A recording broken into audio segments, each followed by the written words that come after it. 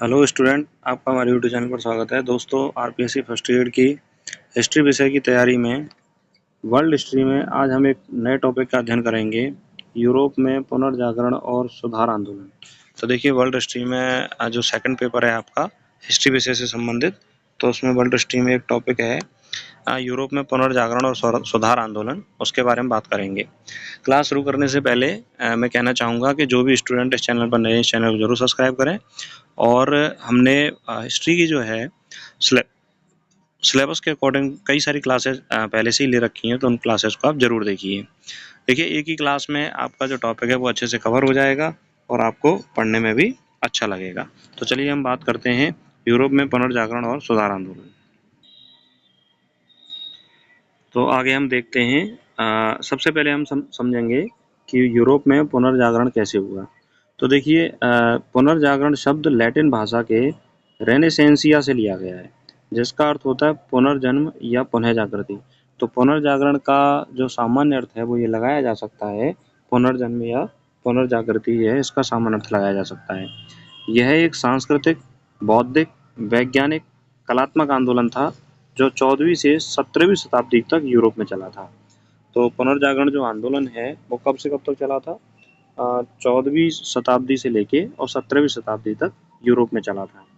आगे हम बात करें, यह कला, साहित्य, विज्ञान, सोच के क्षेत्र में नई चेतना का युग था। तो देखिए, ये जो पुनर्जागरण हुआ यूरोप में, वो कला के क्षेत्र में, साहित्य के क्षेत्र में, विज्ञान के क्षेत्र में और सोच के क्षेत्र में नई चेतना का युग था।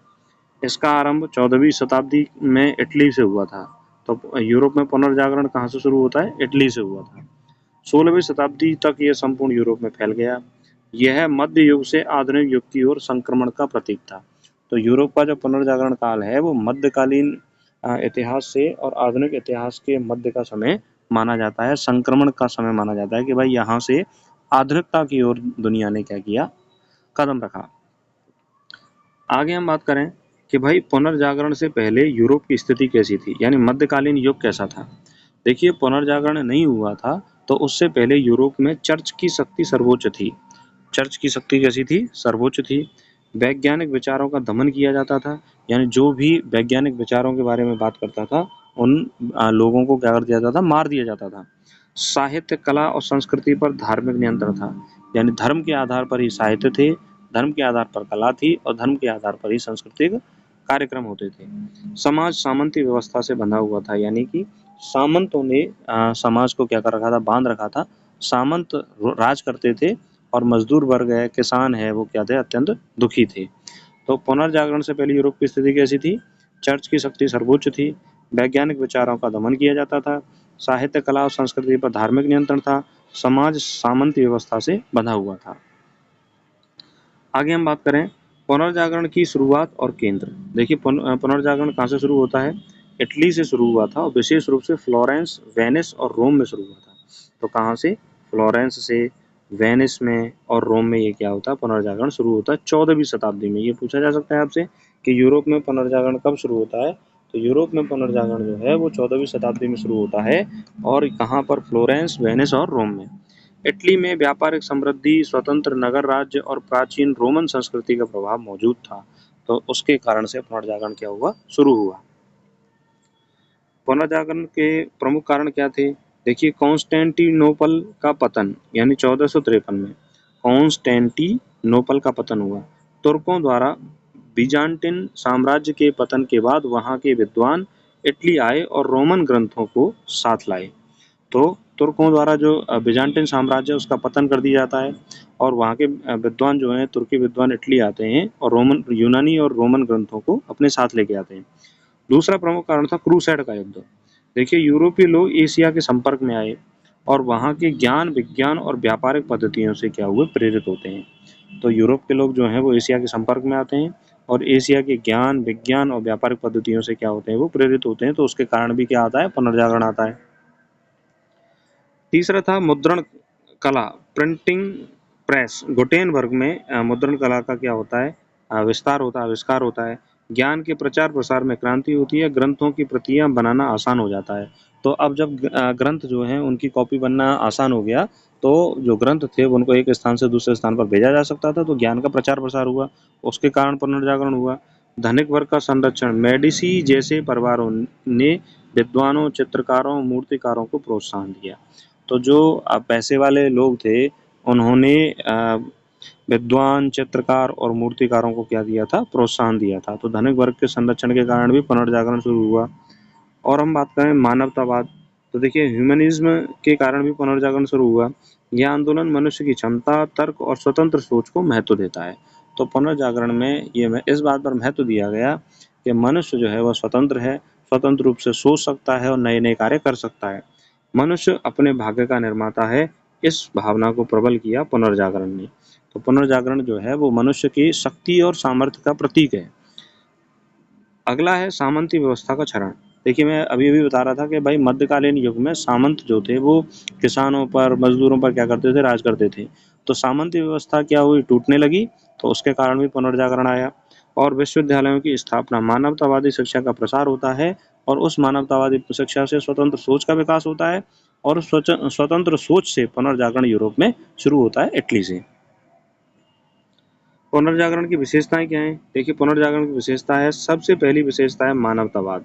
मानवतावाद में कहा गया है कि व्यक्ति स्वतंत्र है, वह स्वयं तर्क कर सकता है और आत्मनिर्भरता पर बल देता है मानवतावाद। धर्मनिरपेक्षता, धर्म से अलग होकर सामाजिक व सांस्कृतिक विकास करना ही क्या कहलाता है? धर्मनिरपेक्षता कहलाता है। यानी कि सभी धर्मों को सम्मान देना, किसी भी एक धर्म के ऊपर निर्भर नहीं रहना ही क्या है? धर्मनिरपेक्षता है। और क्या है पुनर्जागरण की विशेषता? वैज्ञानिक सोच। देखिए पुनर्जागरण वैज्ञानिक सोच को बढ़ावा देता है, प्रयोग अवलोकन पर आधारित ज्ञान को बढ़ावा देना ही क्या है? वैज्ञानिक सोच है। कला और साहित्य का उत्कर्ष, यथार्थवाद और भावनात्मकता से युक्त कला, चित्रकला और साहित्य को बढ़ावा दिया गया पुनर्जागरण में। तो देखिए पुनर्जागरण में, यूरोप में जब पुनर्जागरण हुआ तो जो दुनिया की सच्चाई थी उसके बारे में अवगत कराया गया दुनिया को, और भावनात्मक रूप से लोगों को जोड़ा गया। प्राचीन ज्ञान का पुनरुद्धार हुआ, ग्रीक रोमन साहित्य व विज्ञान का पुनर्गठन होता है और पुनर्पठन होता है, तो उसके कारण भी पुनर्जागरण क्या होता है? शुरू होता है। तो प्राचीन साहित्य के पुनरुद्धार भी क्या है? पुनर्जागरण की विशेषता है। अब हम बात करते हैं कि पुनर्जागरण के प्रमुख व्यक्ति कौन है और उनका योगदान क्या है। साहित्य के क्षेत्र में दांते, दांते ने डिवाइन कॉमेडी नामक पुस्तक लिखी थी और उसमें मध्यकाल और पुनर्जागरण की कड़ी कहा जाता है। उसे क्या कहा जाता है? पुनर्जागरण की कड़ी। साहित्य के क्षेत्र में और कौन है? पेट्रार्क है। पेट्रार्क ने मानवतावाद के जनक कहा जाता है। पेट्रार्क को क्या कहा जाता है? मानवतावाद का जनक कहा जाता है। कला के क्षेत्र में लियोनार्डो दा विंची, इन्होंने मोनालिसा, द लास्ट सपर जैसी चित्रकला, पेंटिंग्स का विकास किया, पेंटिंग को बनाया और वैज्ञानिक शोध किया। इन्होंने वैज्ञानिक तरीकों से नए-नए क्या किए? शोध किए कला के क्षेत्र में। तो लियोनार्डो दा विंची जो है उनका भी नाम दुनिया में विश्व प्रसिद्ध है। इन्होंने मोनालिसा, द लास्ट सपर जैसी पेंटिंग्स थी उनको बनाया था। अब हम बात करते हैं कला के क्षेत्र में Michelangelo, David Pieta, Sistine Chapel की छत की चित्रकारी इन्होंने की थी। तो डेविड पीस्टा, सिस्टाइन चैपल की छत की चित्रकारी किसने की थी? माइकल एंजेलो ने। विज्ञान के क्षेत्र में कोपरनिकस का जो है योगदान बहुत महत्वपूर्ण है। इसने सूर्य केंद्रित ब्रह्मांड सिद्धांत दिया। कोपरनिकस ने क्या दिया था? सूर्य केंद्रित ब्रह्मांड सिद्धांत के भाई जो है वो सूर्य के चारों ओर ग्रह कैसे चक्कर लगाते हैं, किसने बताया था? कोपरनिकस ने। विज्ञान के क्षेत्र में गैलीलियो का योगदान है। गैलीलियो ने दूरबीन का निर्माण किया और ग्रहों की गति का अध्ययन किया। राजनीति में मैकियावेली का योगदान है। द प्रिंस नामक पुस्तक लिखी और इन्होंने आधुनिक राजनीतिक विचारधारा को जन्म दिया। तो मैकियावेली ने द प्रिंस पुस्तक लिखी थी और उसमें आधुनिक राजनीतिक विचारधारा को क्या दिया था? जन्म दिया था। अब हम बात करते हैं कि भाई यूरोप में पुनर्जागरण होता है तो उस पुनर्जागरण के क्या प्रभाव पड़ते हैं। चर्च की निरंकुश सत्ता में कमी आती है। जब मध्यकाल में चर्च जो था वो पूरी तरह से सत्ता का अधिकारी था, सत्ता को चर्च के द्वारा ही निर्धारित किया जाता था। तो पुनर्जागरण काल में क्या होता है? चर्च की सत्ता की जो निरंकुशता है उसमें कमी आती है। वैज्ञानिक क्रांति को बल मिलता है, वैज्ञानिक सोच को बल मिलता है। कला, साहित्य और वास्तुकला में नव चेतना आती है। आधुनिक युग की नींव रखी जाती है और धार्मिक सुधार आंदोलन की भूमिका बनती है। तो ये पुनर्जागरण के प्रभाव हैं। चर्च की निरंकुशता में वृद्धि, निरंकुशता में कमी, वैज्ञानिक क्रांति को बल मिलता है, कला, साहित्य और वास्तुकला में नवचेतना आती है, आधुनिक युग की नींव रखी जाती है और धार्मिक सुधार आंदोलन की शुरुआत होती है। अब हम बात करते हैं पुनर्जागरण के और महत्वपूर्ण पहलू क्या हैं। देखिए, नगर राज्यों की स्थापना, role of city states. Italy में फ्लोरेंस, वेनिस, मिलान और रोम जैसे नगर राज्य स्वतंत्र थे और समृद्ध थे। तो इटली में नगर राज्यों की स्थापना होती है। जैसे कि फ्लोरेंस, वेनिस, मिलान और रोम है, वो राज्य कैसे थे? स्वतंत्र राज्य थे। व्यापार व धन के कारण ये राज्य कला और विद्या के प्रमुख केंद्र बन गए। तो यहाँ पर व्यापार भी बहुत अच्छा होता था इन नगरों से, और धन भी इनके पास बहुत अच्छा था। तो यह जो है वो कला और विद्या के प्रमुख केंद्र बने ये सभी नगर। अब हम बात करें मेडिसी परिवार का योगदान क्या रहा पुनर्जागरण में। तो फ्लोरेंस के मेडिसी परिवार ने चित्रकारों, वैज्ञानिकों, लेखकों को संरक्षण दिया, और उस संरक्षण के कारण ही पुनर्जागरण की क्या होती है? शुरुआत होती है। लोरेंजो डी मेडिसी को द मैग्निफिकेंट कहा जाता है। इसको लोरेंजो डी मेडिसी को द मैग्निफिकेंट कहा जाता है। शिक्षा और साहित्य में क्या परिवर्तन होते हैं? शिक्षा धर्म के अधीन न होकर सांस्कृतिक, ऐतिहासिक, वैज्ञानिक और भाषाई ज्ञान की ओर केंद्रित हो गई। पहले शिक्षा धर्म आधारित शिक्षा थी, पर अब पुनर्जागरण में शिक्षा जो थी वो धर्म के अधीन नहीं थी, सांस्कृतिक, ऐतिहासिक, वैज्ञानिक और भाषाई ज्ञान पर आधारित हो गई। लोग लैटिन और ग्रीक के बजाय स्थानीय भाषाओं में लिखने लगे। तो जो आमजन है वो लैटिन और ग्रीक भाषा की बजाय स्थानीय भाषा में साहित्यों को, अपनी बातों को लिखने लगे। अब हम बात करते हैं प्रमुख चित्रकला और मूर्तिकला की विशेषताएं क्या थी। यथार्थवाद। देखिए, चेहरे और शरीर पर वास्तविक चित्रण किया जाता था, चेहरे और शरीर का पुनर्जागरण काल में। परिप्रेक्ष्य पर्सपेक्टिव क्या है? गहराई और दूरी को चित्रों में दिखाया जाता था। गहराई और दूरी को पुनर्जागरण काल में चित्रों में दिखाया जाने लगा। आगे हम बात करें तो एनाटॉमी, मानव शरीर विज्ञान में मानव शरीर की संरचना का अध्ययन कर उसका चित्रण किया गया। तो एनाटॉमी का चित्रण किया गया। धर्मनिरपेक्ष विषय वस्तु का चित्रण किया गया। धार्मिक विषयों के साथ साथ आम जनजीवन, प्रकृति और ऐतिहासिक घटनाओं को चित्रित किया गया। तो ये पुनर्जागरण काल की चित्रकला की विशेषताएं हैं। अब हम बात करें विज्ञान और खोजों की क्रांति होती है पुनर्जागरण काल में। कॉपरनिकस कहता है कि पृथ्वी नहीं, सूर्य है ब्रह्मांड का केंद्र। तो हेलियोसेंट्रिक थ्योरी जो है वो कौन देता है? कॉपरनिकस देता है। गैलीलियो गैलीली टेलीस्कोप यानी दूरबीन से खगोलीय खोजें करते हैं, और चर्च द्वारा इसका क्या किया जाता है? विरोध किया जाता है। तो गैलीलियो ने दूरबीन का आविष्कार किया। केपलर ग्रहों की गति के नियम का सिद्धांत देते हैं, और वैसालियस मानव शरीर रचना पर कार्य करते हैं। पर्यवेक्षण और प्रयोग पर आधारित आधुनिक विज्ञान का आरंभ होता है पुनर्जागरण काल में। तो आप कह सकते हो कि भाई एक तरह से पुनर्जागरण काल में आधुनिक विज्ञान की क्या होती है? शुरुआत होती है। आगे हम बात करें पुनर्जागरण के बाद यूरोप में सुधार आंदोलन के बारे में बात करें। Reformation in Europe. देखिए, सुधार आंदोलन एक धार्मिक आंदोलन था जो 16वीं शताब्दी में कैथोलिक चर्च के भ्रष्टाचार के विरोध में शुरू हुआ था। तो इम्पोर्टेंट ये है कि सुधार आंदोलन कब शुरू होता है? 16वीं शताब्दी में होता है। क्यों शुरू होता है? कैथोलिक चर्च के भ्रष्टाचार के विरोध में सुधार आंदोलन शुरू होता है। इसका उद्देश्य चर्च की आंतरिक बुराइयों को सुधारना और धर्म के प्रति नवीन दृष्टिकोण को विकसित करना था। और जो चर्च की बुराइयां थी और भ्रष्टाचार को समाप्त करना ही इसका उद्देश्य था। इससे प्रोटेस्टेंट धर्म का क्या होता है? उदय होता है। तो यूरोप में जो सुधार आंदोलन होता है उससे प्रोटेस्टेंट जो धर्म है उसका उदय होता है। आगे हम बात करें कि यूरोप में सुधार आंदोलन के प्रमुख कारण क्या हैं। देखिए, यूरोप में सुधार आंदोलन का पहला प्रमुख कारण है चर्च की बुराई। पाप मोचन पत्र, इंडुलजेंस की बिक्री, यानी कि यूरोप में जो था वो पाप मोचन पत्र को विक्रय किया जा रहा था। पोप और पादरियों के नैतिक गिरावट। जो पोप थे और पादरी थे वो नैतिक रूप से क्या होने लगे? गिरने लगे, और अनैतिक कार्य करने लगे।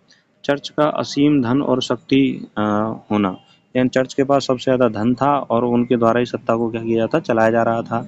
तो उसके आधार पर क्या होता है? यूरोप में सुधार आंदोलन शुरू होता है। तो चर्च की बुराई, पहला प्रमुख कारण क्या है? चर्च की बुराई। दूसरा कारण है पुनर्जागरण का प्रभाव। देखिए, पुनर्जागरण के प्रभाव से मानवतावादी और तर्क आधारित सोच का उदय होता है, और लोग अब धार्मिक ग्रंथों की व्याख्या स्वयं करना चाहते थे। यानी कि पोप और चर्च के आधार पर ही मतलब नई धर्म की व्याख्या नहीं करना चाहते थे, वह स्वयं को तर्क और वितर्क के आधार पर धर्म को जानना चाहते थे। इसीलिए यूरोप में क्या होता है? सुधार आंदोलन शुरू होता है।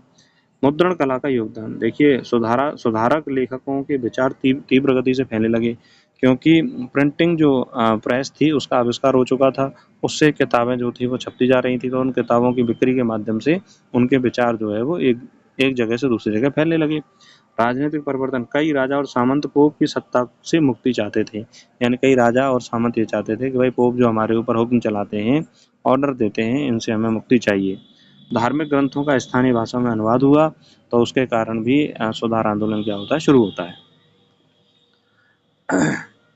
देखिए यूरोप में प्रमुख सुधारक कौन कौन है? मार्टिन लूथर, ये किस देश के हैं? जर्मनी के हैं।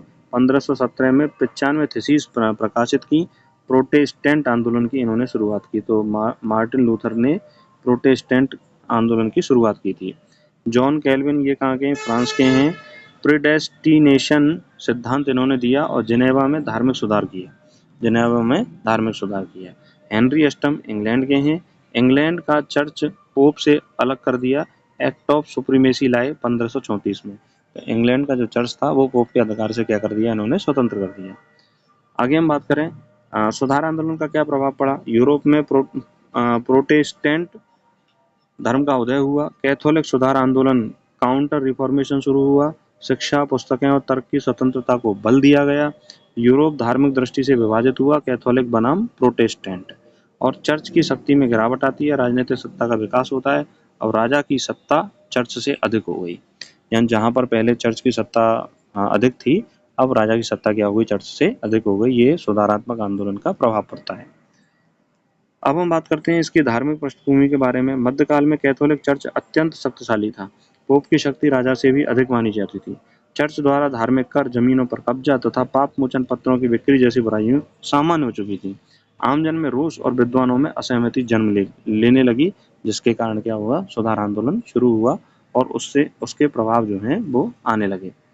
आगे हम बात करें मार्टिन लूथर और उनके 95 सूत्र, 95 थीसिस। देखिए 1517 ईस्वी में जर्मनी के विटेनबर्ग चर्च के दरवाजे लूथर ने 95 आपत्तियां चिपकाई, 95 थीसिस चिपकाई। उन्होंने चर्च की अंधश्रद्धा, पाप मोचन पत्रों और पोप की सत्ता पर सवाल उठाए। उनका नारा था, Bible is the only authority, not the pope. उन्होंने कहा था, मार्टिन लूथर ने कहा था कि बाइबल ही अथॉरिटी है, पोप अथॉरिटी नहीं है। यह घटना प्रोटेस्टेंट आंदोलन की शुरुआत मानी जाती है। तो प्रोटेस्टेंट आंदोलन की शुरुआत किसने की? मार्टिन लूथर ने की। प्रोटेस्टेंट धर्म, प्रोटेस्ट शब्द से निकला है, ये चर्च की बुराइयों के विरोध में खड़ा हुआ धर्म था। यानी कि जो चर्च के विरोध में जो लोग थे, उन्होंने जिस विचारधारा को अपनाया उसे प्रोटेस्टेंट धर्म कहा गया। चर्च की औपचारिकता के बजाय सीधे ईश्वर और व्यक्ति के संबंध पर आधारित था। लूथर, कैल्विन, ज्विंगली आदि प्रमुख सुधारक इसके क्या थे, समर्थक थे। इंग्लैंड का धार्मिक सुधार। अब हम बात करते हैं इंग्लैंड के धार्मिक सुधार के बारे में। हेनरी अष्टम ने रोमन पोप से अलग होकर चर्च ऑफ इंग्लैंड की क्या की, स्थापना की। यह धार्मिक से अधिक राजनीतिक कारणों से हुआ था, क्योंकि पोप ने उसकी दूसरी शादी की अनुमति नहीं दी थी, तो उन्होंने पोप जो रोमन पोप से अलग होकर चर्च ऑफ इंग्लैंड की क्या की, स्थापना की। ये किसने की थी? हेनरी अष्टम ने की थी। तो ये भी एक सुधार आंदोलन था। आगे हम बात करें कैथोलिक चर्च के बारे में, तो काउंटर रिफॉर्मेशन, कैथोलिक चर्च ने भी सुधार की प्रक्रिया शुरू की। काउंसिल ऑफ ट्रेंट 1545 से 1563 में कैथोलिक सिद्धांतों की पुनर्व्याख्या की गई। जेसुइट संस्था की स्थापना की गई। शिक्षा और प्रचार में महत्वपूर्ण योगदान दिया जेसुइट संस्था ने, और कला और संगीत के माध्यम से धर्म को आकर्षक बनाया गया, बैरोक स्टाइल में। अब हम बात करते हैं पुनर्जागरण और सुधार आंदोलन में क्या तुलना है। देखिए पुनर्जागरण के स्वरूप के बारे में बात करें तो सांस्कृतिक और बौद्धिक आंदोलन था, और सुधार आंदोलन एक धार्मिक आंदोलन था। इसका उद्देश्य क्या था? ज्ञान, कला और तर्क का विकास करना। और सुधार आंदोलन का उद्देश्य था चर्च की बुराई का सुधार करना। प्रमुख शक्ति किसमें थी? मानवतावादी विचारक और कलाकारों में। और सुधार आंदोलन में धार्मिक सुधारों में सुधारक जो थे वो प्रमुख शक्ति थे। इसका प्रभाव क्या पड़ा? विज्ञान, कला और साहित्य का विकास हुआ, और सुधार आंदोलन का विकास हुआ। नए धर्म संप्रदायों का जन्म हुआ, चर्च की सत्ता में कमी आई। इसका काल क्या है? 14वीं शताब्दी से 17वीं शताब्दी तक पुनर्जागरण का काल माना जाता है, और 16वीं शताब्दी के मध्य का काल जो है वो धार्मिक सुधार आंदोलन का माना जाता है। महत्वपूर्ण तथ्यों के बारे में बात करें तो पुनर्जागरण की शुरुआत कहाँ हुई? इटली में 14वीं शताब्दी में। सुधार आंदोलन की शुरुआत कहाँ होती है? जर्मनी में 1517 ईस्वी में। गुटेनबर्ग की छापाखाना खोज कब होती है? 1440 ईस्वी में।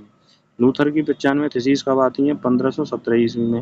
हेनरी अष्टम और इंग्लिश चर्च जो है की स्थापना कब होती है?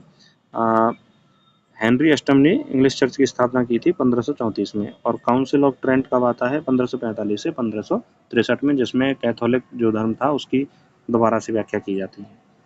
निष्कर्ष के रूप में अब हम बात करें तो पुनर्जागरण सुधार आंदोलन ने मध्य युग की जड़ता को तोड़ा और नई चेतना, नव विचार और आधुनिक युग के द्वार खोल दिए। तो नई चेतना आती है पुनर्जागरण से, सुधार आंदोलन से आधुनिक युग की विचारधारा जो है वो आगे प्रसारित होती है। ये आंदोलन यूरोपीय समाज, धर्म, राजनीति, विज्ञान के क्षेत्र में क्रांतिकारी परिवर्तन लाने वाले सिद्ध हुए। तो ये जो सुधार आंदोलन था, पुनर्जागरण था, इसने नई सोच को विकास दिया और नए धार्मिक आंदोलन को शुरू किया और नई विचारधारा को और आधुनिकता पर क्या दिया, बल दिया। तो इस तरह से दोस्तों हमने इस चैप्टर के बारे में समझा। आशा करता हूँ कि आपको चैप्टर समझ में आया होगा। आपको चैप्टर कैसा लगा कमेंट करके हमें ज़रूर बताएं, और जो भी स्टूडेंट इस चैनल पर नए हिस्ट्री विषय से तैयारी करें, इस चैनल को जरूर सब्सक्राइब करें और अन्य क्लासेस को जरूर देखें। नमस्कार, धन्यवाद।